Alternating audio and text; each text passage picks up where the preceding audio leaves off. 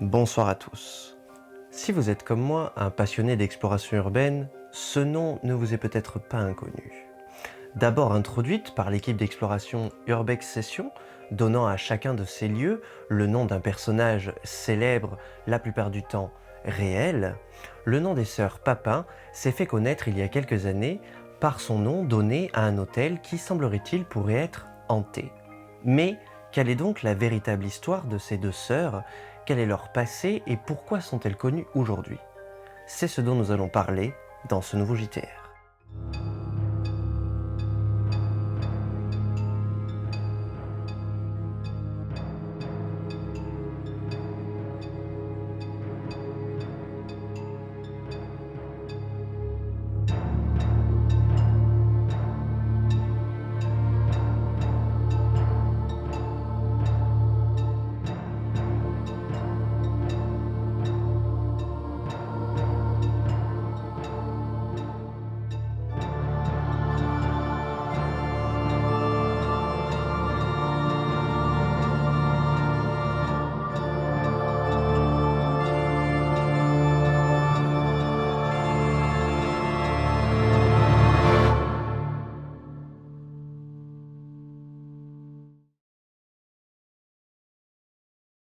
Nous allons tout d'abord remonter le temps. Nous repartons en 1933, dans la ville du Mans. L'histoire que je veux vous conter a subi bien des controverses et aujourd'hui encore fait débat. Je vous apprends pourquoi. Le 2 février 1933, en fin d'après-midi, deux notables bien habillés passent la porte du commissariat du Mans. Ils ont l'air préoccupés, voire confus. Le premier, M. Lancelin, ouvre le dialogue face aux policiers. Pardonnez-nous de vous déranger, mais mon gendre et moi essayons de rentrer dans notre habitation depuis déjà fort longtemps. Et tout est fermé, personne ne répond. Normalement, ma femme et ma fille y sont. Et si jamais elles n'étaient pas à la maison, nos deux domestiques sur place devraient nous ouvrir. Et là, personne. Tout est fermé de l'intérieur, nous ne pouvons pas accéder à notre domicile. Je commence vraiment à m'inquiéter. Le policier, légèrement interloqué, tape alors son rapport à la machine avant de les conduire lui-même sur place pour en avoir le cœur net. 6 rue de Bruyères, c'est bien cela? Très bien. Il décide alors, rapport fini, d'accompagner les deux hommes à leur domicile, assistés par deux gardiens de la paix. Une fois arrivé sur place, le brigadier décide de frapper à la porte. Madame Lancelin! Madame Lancelin! Ouvrez, je vous prie, c'est la police! N'ayant strictement aucune réponse, le brigadier s'inquiète de plus en plus. Il demandera donc à deux de ses subordonnés d'escalader le mur menant à la cour intérieure de la maison et de passer par la porte arrière. Les deux policiers pénètrent à l'intérieur du domicile. Il fait noir total avec la nuit qui arrive. Torche à la main, ils décident de fouiller le rez-de-chaussée et ne trouvent rien. Un escalier se fait apparaître un petit peu plus loin.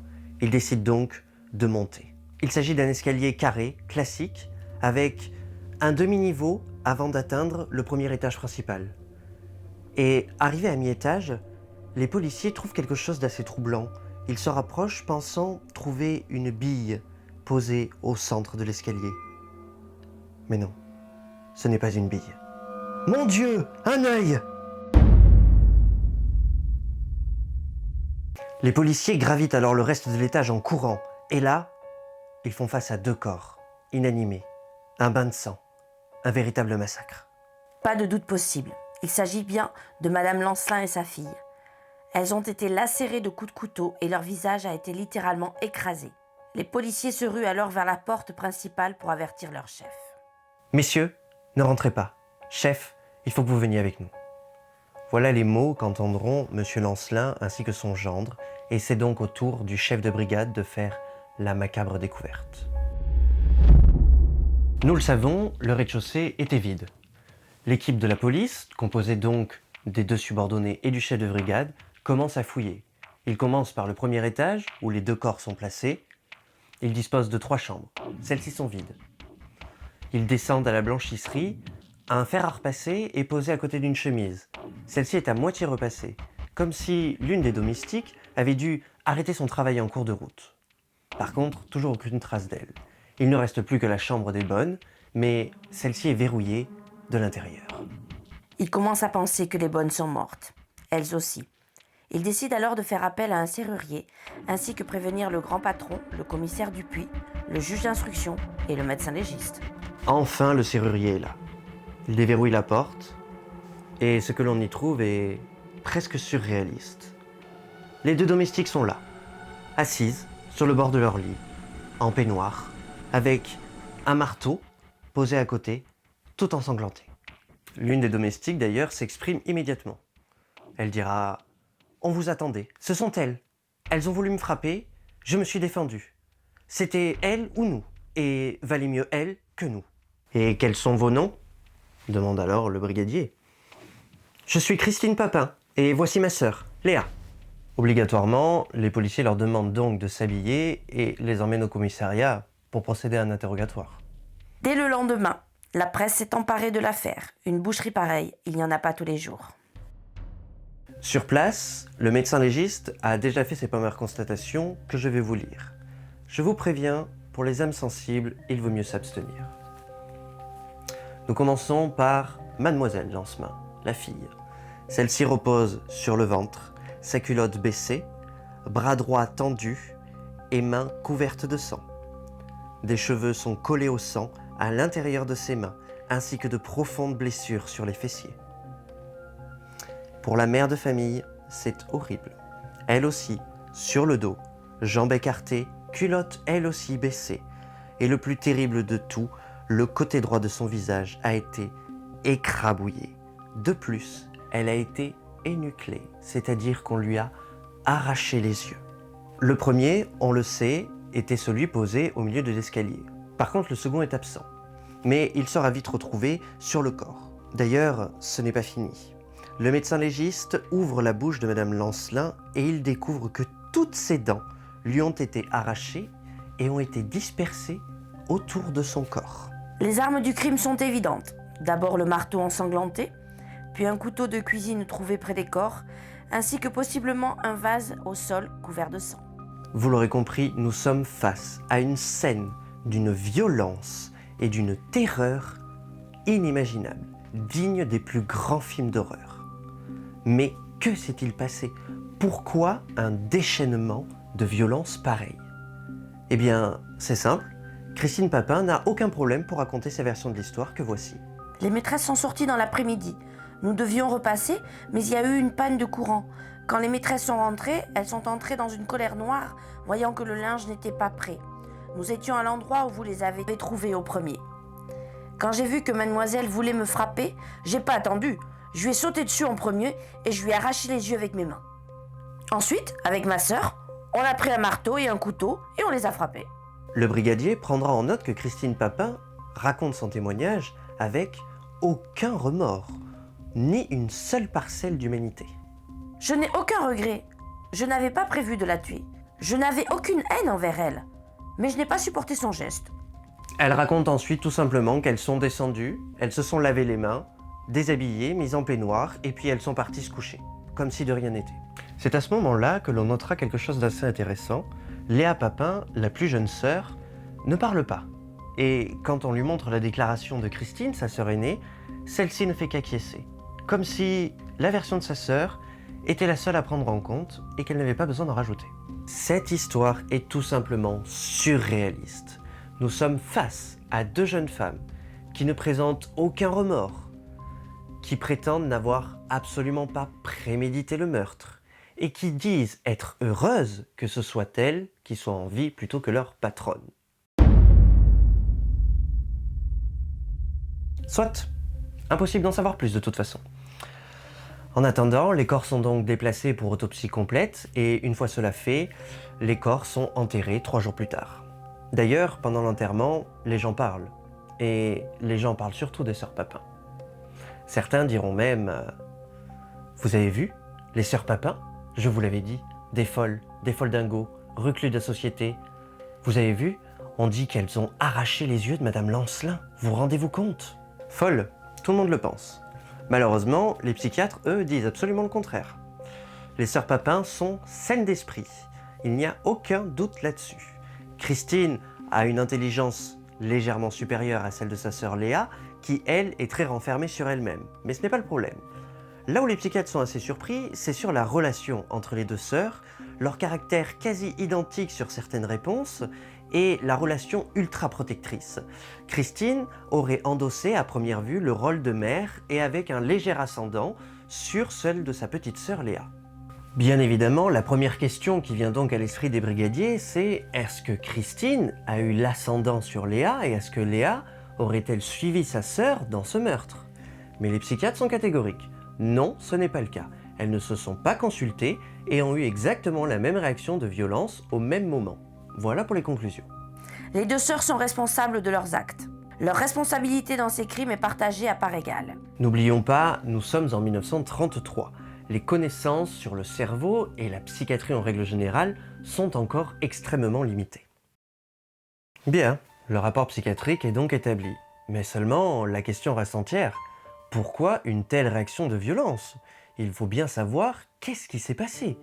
Et pour arriver à comprendre un peu mieux les deux sœurs, la brigade et les inspecteurs de police décident alors de faire des recherches sur le passé de celle-ci et nous allons apprendre énormément de choses. On apprend que le père, Gustave Papin, est un alcoolique notoire. Quant à la mère, Clémence, c'est un peu une Marie couche-toi-là. Quand elle décide d'épouser Gustave, tout le monde sait déjà qu'elle est enceinte. Par contre, est-ce que M. Papin est le père? Ça, personne ne le sait, même pas lui. Gustave fait avec et en 1902, Emilia naît, leur première fille. Par contre, Madame Papin continue à jouer les Marie couche-toi-là un peu partout, ce qui déplaît de plus en plus à Gustave. Normal. Celui-ci décide alors d'éloigner sa famille du village pour aller un petit peu plus loin, là où sa femme serait un petit peu plus calme. Mais celle-ci ne l'entend absolument pas de cette oreille et pendant plusieurs mois fait du chantage à M. Papin, voire même du chantage au suicide alors qu'elle est enceinte de son deuxième enfant pour rester en ville.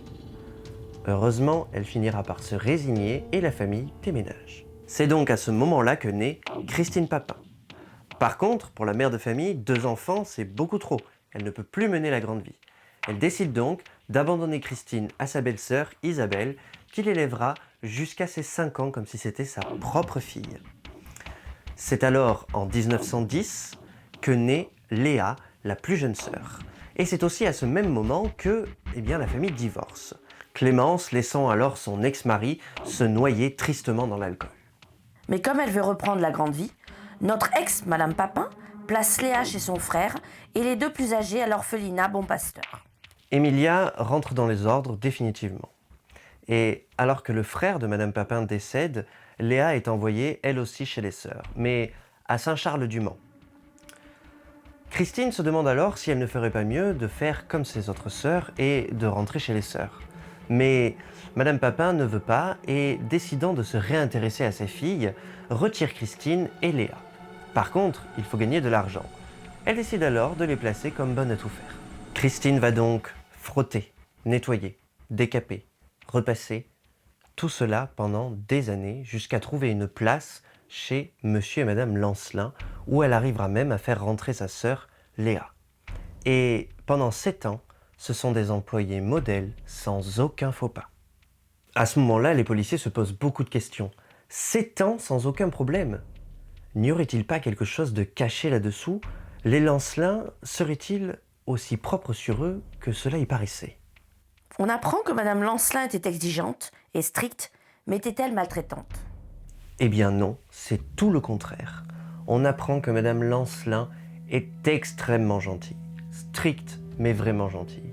Elle donne 2 heures de temps libre aux filles chaque après-midi, ce qui est inexistant dans le métier. Les 2 jeunes femmes gagnent 150 francs par mois, ce qui est beaucoup plus élevé que le salaire d'une personne dans cette branche à l'époque. De plus, la jeune femme n'oubliait jamais de donner de temps en temps quelques étrennes supplémentaires aux jeunes femmes, histoire qu'elles puissent s'acheter quelques objets que ce soit, en sachant qu'elles étaient logées et nourries toute l'année. D'ailleurs, les 2 jeunes femmes ne sont absolument pas à plaindre. À la banque, elles ont 22 000 francs de côté, ce qui pour l'époque était largement suffisant si elles désiraient changer de vie, si cela ne leur convenait plus, par exemple. Résumons. Madame Lancelin ne les maltraitait pas, elle était même extrêmement gentille, et si ce n'était pas le cas, les 2 jeunes femmes avaient largement de quoi changer de vie si c'était devenu invivable. Alors pourquoi? Pourquoi tant de violence? La police met ça sur le compte de leur enfance misérable, dénuée d'amour parental, comme chez les grands tueurs en série. Une contradiction de leur être fragile, rempli de rancœur, jusqu'à la destruction de toute morale. D'ailleurs, les filles ne portent absolument pas leur mère dans leur cœur. Elles la détestent même, selon leur dire. Les policiers se demandent alors si le crime a été fait à part égale. Selon eux, Léa n'a absolument pas la carrure pour pouvoir réaliser un tel crime de façon aveugle. Mais rien ne prouve non plus le contraire. Le crime étant avoué par les deux sœurs, celles-ci sont donc emprisonnées en attente de leur procès. Christine Papin fera d'ailleurs de grosses crises de démence et en juillet 1933, celle-ci demandera à être réentendue par le juge sur cette affaire. Je ne vous ai pas dit la vérité. Madame Lancelin n'a rien fait. J'ai été prise d'une crise nerveuse. Je me suis jetée sur elle d'un coup, sans qu'elle s'y attende. Je lui ai d'abord mis un coup de pichet sur la tête. Quand mademoiselle est arrivée, je l'ai frappée aussi avec le pichet en éteint. Elle m'a saisi les cheveux. Alors je l'ai fait tomber et je lui ai arraché un œil. Léa n'est arrivée qu'à ce moment-là. Et quand elle a vu que Madame Lancelin était en train de se relever, eh bien elle s'est jetée sur elle. Je lui ai dit de lui arracher les yeux et de lui fracasser le crâne. Ensuite, je suis descendue chercher le couteau et le marteau pour les massacrer. Quoi? Une crise? On est bien loin de la soi-disant légitime défense. Le juge veut absolument interroger Léa sur ce que vient de dire Christine. Ma grande sœur était très énervée car le fer à repasser ne marchait pas. Elle était dans une fureur. Jamais je ne l'avais vue comme ça. Pour le coup, cela change énormément. Les deux sœurs ne sont donc plus à part égale dans le crime. Et au sein du procès, Christine est accusée de 2 meurtres, tandis que Léa n'est simplement accusée que du meurtre de Mademoiselle Lancelin. Alors que le procès est annoncé pour le 29 septembre 1933, la justice était loin de se douter de la polémique qui allait arriver autour de cette affaire. En effet, les journaux font chou gras de toute cette histoire depuis le tout début. Mais 2 journaux en particulier retiennent l'attention des médias, de la justice et surtout des gens normaux qui suivent cette affaire. Pourquoi? Ces 2 journaux, ce sont l'Humanité et Détective. Et ceux-ci ont décidé de prendre envers et contre tout le parti des sœurs Papin. Ils les décrivent comme des victimes de la société, comme le dit cet extrait. Je vous lis un extrait que j'ai réussi à retrouver dans les archives. Les sœurs Papin sont les esclaves d'une société de nouveaux riches qui les exploitent, de pauvres malheureuses qui, à force de courber l'échine, ont fini par se révolter. Elles ne savaient pas comment faire, elles sont donc directement passées au crime. Voilà ce que racontent ces 2 journaux par rapport aux sœurs Papin. Et là, la justice a peur d'avoir des émeutes devant le tribunal. Sont donc dépêchés 200 policiers pour essayer de contenir la situation le jour du procès. Il faut savoir que nous sommes dans une période, en 1933, extrêmement compliquée, où il y a une grande lutte pour la classification des étiquettes sociales et surtout une lutte des classes sociales en règle générale. Les riches, les pauvres, les capitalistes, les socialistes, tout ce qui est bon pour pouvoir faire de la politique, en somme. Et bien évidemment, bon nombre de partisans dans cette lutte décident d'en faire leur source première, notamment Jean-Paul Sartre, qui en parlera énormément et qui donne à cette affaire un sens politique très soutenu. Malgré toute cette polémique, le procès est maintenu. Nous sommes donc le 29 septembre 1933 et les sœurs Papin seront jugées en même temps, en une journée. Alors, les sœurs Papin risquent la peine capitale. 1933, la peine de mort existe toujours, c'est la guillotine. On ne va pas redire ce que l'on sait déjà. Crime avéré, responsabilité psychologique confirmée, les 2 sœurs restent extrêmement calmes, Christine s'exprime simplement en acquiesçant, Léa, quant à elle, reste muette et fait simplement des signes de la tête. C'est alors que la défense fait appel à un témoin plutôt surprenant, le docteur Logre, médecin de la préfecture de police. Je ne peux pas affirmer que ces 2 jeunes femmes ne sont pas folles, bien sûr. Mais personne ne peut dire qu'elles sont normales. Et effectivement, on ne peut que souligner un tel acharnement de violence pour un mobile aussi faible. De plus, pour lui, Léa est entièrement sous l'emprise de sa sœur Christine, qui, toujours selon ses dires, souffrirait selon lui d'hystéro-épilepsie. Pour l'avocat de M. Lancelin, il n'en est pas question. Pour lui, Christine et Léa sont des bêtes sauvages, elles ont torturé, massacré, assassiné. Et dans la mesure du possible, puisque la loi leur en donne le pouvoir, ils demandent la guillotine pour Christine Papin et la prison à vie pour Léa. Partie civile et défense se renverront alors plusieurs fois la balle, la défense implorant le système d'envoyer les deux sœurs en hôpital psychiatrique. Elles sont forcément malades. Pour eux, c'est certain, leur place est à l'asile, pas sous une guillotine et pas en prison. Le juge alors décide de se lever, d'interrompre la cour et de dire à Christine et Léa de se lever. Il leur dira ceci. Mesdemoiselles, avez-vous quelque chose à ajouter pour votre défense? Y a-t-il quelque chose que vous ne nous avez pas dit? Rien. Un silence lourd pèse alors au sein même du procès. 40 minutes après un long moment de délibération, le procès reprend et le juge annonce. Mademoiselle Papin-Christine, la Cour vous condamne à la peine capitale. Vous serez emprisonnée, puis escortée jusqu'à la place publique du Mans pour y avoir la tête tranchée. Mademoiselle Papin-Léa, la Cour vous condamne à 10 ans de travaux forcés au bagne, suivi d'une interdiction de séjour du Mans de 20 ans. Voilà pour les verdicts. Mais il est bon de savoir la suite de cette histoire. Des semaines après, alors que Christine Papin est en train de se laisser mourir de faim, son avocat demande un recours en grâce auprès du président de la République. Et cela fonctionne. Le président de la République de l'époque, c'est nul autre qu'Albert Lebrun, un anti-peine de mort. Et il décide donc de faire le recours en grâce et de transformer la peine de mort de Christine Papin en peine de prison à perpétuité. Malheureusement, des semaines encore plus tard, alors que Christine Papin ne cesse d'avoir des crises de démence et ne cesse toujours de refuser de s'alimenter, le directeur du bagne décide de faire appel à un médecin psychiatre pour contrôler son état de santé. Celui-ci est formel. Christine Papin est mélancolique, dépressive, et pour lui, elle est même schizophrène.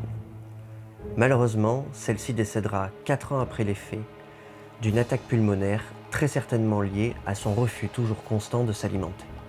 Léa Papin, quant à elle, s'est extrêmement bien adaptée à sa vie au bagne. Elle y fait principalement de la couture et est considérée comme une détenue modèle.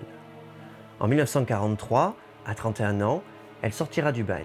Toujours interdite de séjour au Mans, elle partira donc s'installer à Nantes, où on n'entendra plus parler d'elle jusqu'en 2001, l'âge de son décès, à plus de 89 ans.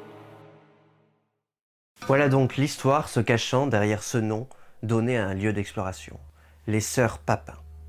Seulement, une question reste encore en suspens, même aujourd'hui, et cela fait débat. Qui avait raison?